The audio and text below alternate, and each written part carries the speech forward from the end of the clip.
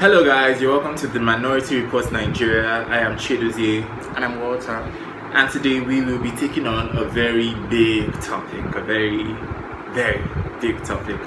It's a very big one. So we will be taking on the subject of religion, particularly how it is used as a justification for oppression of minorities, LGBT people, women, you name it.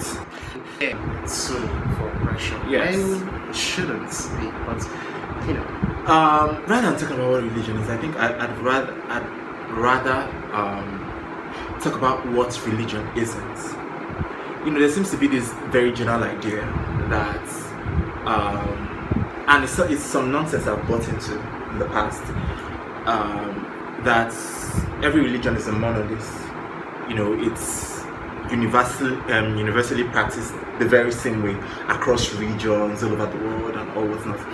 And I remember having conversations with people who identify as LGBT and Christian, and then I used to say, but how do you marry those two things? Because fundamentally this religion abhors you. But then I've come to realize over time that line of reasoning is just complete bullshit. You can be anything and be Christians. It's important to realize that religions are internally diverse, and you cannot divorce religion from, the context of its practice, the larger culture. Religion is woven into every fabric of society. You cannot divorce religion from economics. You cannot divorce religion from politics. You cannot divorce religion from culture, because certain religious tenets have this way of becoming, widely accepted cultural, translating to widely accepted cultural practices and all of that. So in respect to LGBT people who identify as Christian, of course you can be Christian and be you can be LGBT and be Christian. It's important to make distinguish between devotional expressions and to distinguish them from universal truths. We tend to conflate the two. I don't believe this because I am Christian doesn't mean that this is inherently unchristian. So whoever you are, wherever you're coming from, you can marry that with whatever religion, whatever beliefs you have, and that is valid. There was something the Pope said when Donald Trump was denigrating immigrants and Mexicans and all that. The Pope described what he did as unchristian, that Donald Trump could be a Christian, but no, regardless of the opinions he expressed, you cannot say he is not a Christian. Okay, this tendency to believe that a religion has to be, one thing, and then reflect, and all the adherents of that religion have to be one thing, is problematic.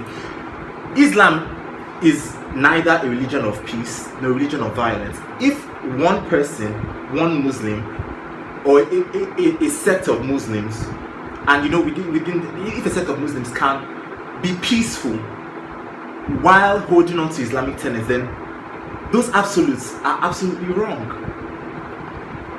We tend to generally speak about religion in absolutes, and the danger in those absolutes is it does not account for the diversities within these religions that are geopolitical, that have to do with sexual orientation, all of these things, and all of these factors in individual lives translate and affect the way you practice your religion. But you cannot give primacy over one expression of religious belief over another. How does in refuting that as religion not being a monolith, how does, if people were to abide with that, how does it alleviate using it as an Yes, because using religion as a justification for oppression is this idea that religion is one thing, and if you're an adherent of that religion, you have to be one thing. If you're an adherent of Christianity, you cannot be LGBT, you cannot be gay, you cannot be bisexual. Women cannot do this. Women cannot do that. If you're a Muslim woman, you have to do this. If you don't have to. But that itself, that very idea that religion is a monolith and all its adherents must adhere to one single story of that religion is in itself, that is where the oppression lies. It makes in recognizing that religion is not, doesn't have a singular definition. It allows for people to be people. Yes. Worship God. In saying, I think people tend to miss when we're saying, oh, we serve one living God. It somehow translates. We are all one people. Yes, exactly, but we are not. He is just one God, and we are many people. Sure. Yes, it could be a she, or it could be neither here nor there. My bad. She is just one living God, and we're great many people of she's and he's everywhere. So it's very, very, this funny thing that society does. It recognizes diversity, just not too much of it. It tells you to be yourself. Well, I want to be myself as a gay person, or as a bisexual person, or as a trans person, or as a woman, or as a man, or as I want to be all of that. But then you tell me, but please, not too much. How it's insane that you can encourage something to be and then want to regulate it as well, especially if it's just an expression of humanity. Okay, so I'm not Christian, I'm not religious, but I have a problem. I have been with this I have been around conversations where people wanted to where people make religion into this very ugly thing by sheer strength of the things they say and the things they do. And I resent that because I have been with people who exude more humanity than those who claim to be religious. Like I see people who say horrible things by using religion as a way to beat people into shape. I mean, but all that does, instead of it harmonizing our diversity, it makes us even more different than we are. I find it troubling that this is achieved in the name of religion. The whole fabric of the ministry of Christ was to love, and to welcome, to accept. But, and yet somehow, that isn't what we are about as Christians. It just feels like there was this entire wall of judging people, and trying to force people to do one thing, and trying to force people to be in one way.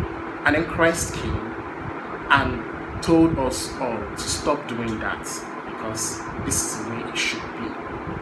And then he died, and then somehow we just rubbished everything he was about and returned back to the way it was in the beginning. I feel like this reflects, like I said, there's this there seems to be this very strong proclivity to think of religion as independent from the rest of society. It's completely interwoven with the politics, with the times, with whatever is going on. Like, it's interesting to note that in the United States, the Baptist, I think, and as far back as 1975, the Baptist community in the United States allowed for abortions, and then fast forward to 2003, they are preaching against abortions. What happened between 1975 and 2003? Political shifts had taken place. There had been, so it's impossible to divorce religion from the politics of the times. You cannot divorce religion from the patriarchal society we live in. So all of these things are very interwoven, and they have a lot to do with a lot of these practices, a lot of religious practice in different geopolitical areas. Like a Muslim woman in the US, for example, definitely cannot practice Islam in the same way that a woman who lives in Saudi Arabia would. Whether or not they even believe in the same, because they're, like I said, they're internally diverse. They are the Wahhabis, they are the Sufis. Even if two Sufi Muslim women will not practice their religion the exact same way in those areas. Something I find odd about the person who is being venomous and poisonous and very intent on beating another person down with his religion. Can't you see how, like, we have a tendency to not to dissociate, like he said, taking religion is separate from its environment. It's the same way by our activities, by things we do. We tend to dissociate religion from our basic humanity, and that's just not right. It's you should not think like a robot. You should think like a human being when you're being religious. This is the reason why people leave the church all the time. People start questioning how this institution that is supposed to propagate love and acceptance suddenly somehow becomes. Yeah, but here's the thing. I think it's also important to note, like, if you are leaving the church, because of some rhetoric you've been confronted with constantly. I think it's about, and this goes to what I've been saying, like, there are places where you are welcome. So if that is the reason, like, it's one thing to leave the church because I do not believe it. I do not believe in this stuff. Let's talk about the reality of Nigeria. Yeah. If it's in the West, in Nigeria, we may have denominational fights amongst us, but there's one thing. There's no other. There's hardly any other place where religion is such. It's made such a singular entity, such a monolith as it is done in Nigeria. People operate with one mind in what they despise, generally speaking. Do they? I don't think they do. That is the larger rhetoric, but like I said, internally diverse. There are people in those pews also who do not agree with this stuff. So I think it's also, while you cannot excuse stuff, it's also dangerous to also speak in absolutes, to like, okay, all of Christianity is this, all Christians are that. There are people who identify as Christian, and as some of these things that a lot of other people despise. So in saying that, it's like discrediting their Christianity. Exactly. About that. What you just said now. I recently read a book by and this also applies to Islam. I recently read a book by Caitlin Jenner. It's very fascinating. It talks about her journey from being Christiana and then discovering herself and like really coming into her own as a trans woman. She said in a page, those who condemn transgender men and women as use religion as a cudgel, a sword and machete, the God they see is not benevolent but cruel and vindictive and relentlessly judgmental. They see no beauty in the Bible, only blasphemy. And how wrong is that?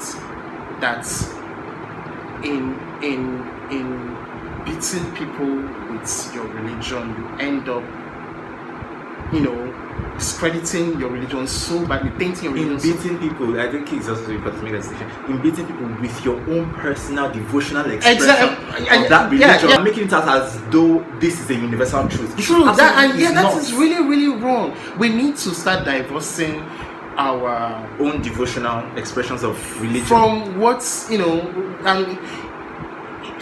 if you are who you are as a hateful person, please, why don't you stick to being a hateful person? I'm just saying, exactly, I am hateful. It's not because you're Christian. It's Yes, not even because you- Christian. That's the most antithetical bullshit ever to be Yeah, said. that be- How can you be a hateful If- Christian? That just goes against the grain of everything Christian. An antithesis would to think that to put hate and Christian or hate and, well, I'm not sure about this one, but in the same that's the thing. Like all religions is have versatile. as much good as they have bad. Christianity is not exclusively a religion of peace. Clearly not, of course. Oh God, it's no. obvious. Danger of a single story. This religion is, has as much force because of the people, and these people live in different parts of the world, are affected by different systems. Live in different socio-cultural environments, which affects the way with which they adhere to this religion. So all religions are internally diverse, As diverse as people. and it should Made so should by be. the people. Made So- so by the people. Yes. So, when you get it up that stick up your ass to, want to come and tell someone, no, you should not be. You cannot be this and you be a cannot be Christian. this and You cannot be this and be a Christian. Muslim. Think Have of- several seats. It's just when people come with their prejudiced views, trying to mask it with religion, I want to tell them when it's a Christian, I want to tell them, what would Jesus do? Really, think about it. What would Jesus do if he was in your home and you as a parent, you found out that your child was gay, and then you throw him out based on the fact that, well, I'm just being a Christian mother? Would he really approve of that? Would he really approve of you persecuting the child, forgoing all the love and commitment you have to that child by respect of the fact that you are the mother or the father, just because you want to be a Christian mother? And another thing that really just does my head in is this.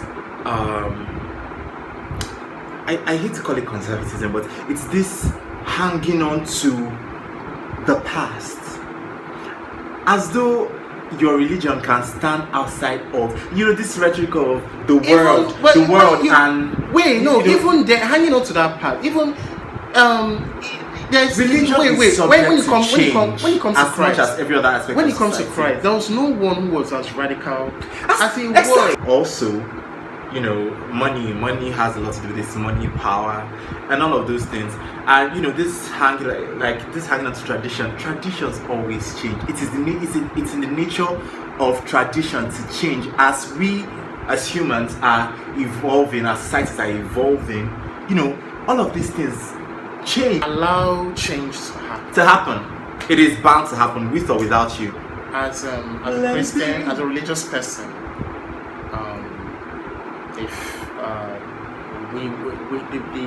the end point of that is, let your faith stay in tune with your humanity. And this is not an appeal. This is just stating, this is common sense. Let your faith stay in tune with your humanity. You cannot divorce two of them. Love your neighbor as yourself. Just focus on being the best person you can be as a and Christian. always make the distinction that always realize that your own personal devotional expression does not reflect a universal truth. It just reflects your own experiences, the conditions My and words the like environment my that formed religion you. does not permit this should be abolished. Yes, You shouldn't say things like that. that's an absolute and it's complete bullshit. That is your understanding of your faith, not the universal understanding. And there's no such thing as a universal truth when it comes to religion, because it just does not exist. So on that note, I guess we'll call it a day on this one. Yes, I am Walter. And I'm Dozie. See you And next this is time. the Minority Report. See you next time. Bye.